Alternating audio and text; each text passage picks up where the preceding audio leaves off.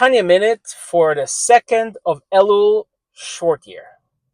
Says the Alter Rebbe, after we've learned that the light of infinity, right, or Ein Sof, gets enclosed in things that are final. Miimino is or Ein Sof, is the light of infinity. Esh Dat Lamo is the attribute of limitation, of severity, right? It's something that's limited.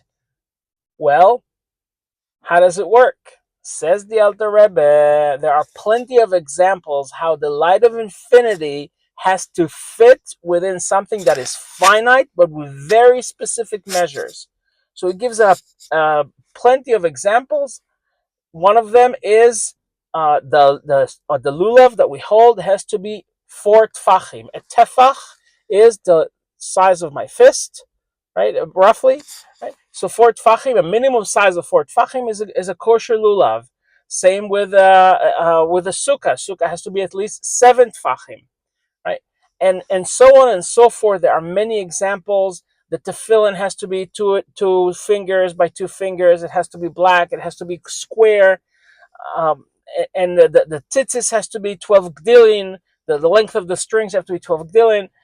So all of these are very specific measurements. For the korbanot, right? When we bring the sacrificial offerings, they say they have to be exactly 1 year old. You can't bring a korban that's 2 years old, right? So these specific measurements translate into whether the light of infinity is drawn down or stays up.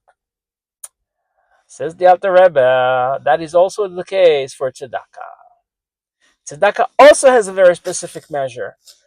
The attribute of kindness, of chasidut, is to give 20% of your income, 20% of the net income, right? So 20% is called chomesh. That brings more light of infinity than if we give midah beinonit, which is 10% asirit. So we see how the light of infinity is enclosed in the tzedakah that we give according to the measurement of how much we give. Tanya minute.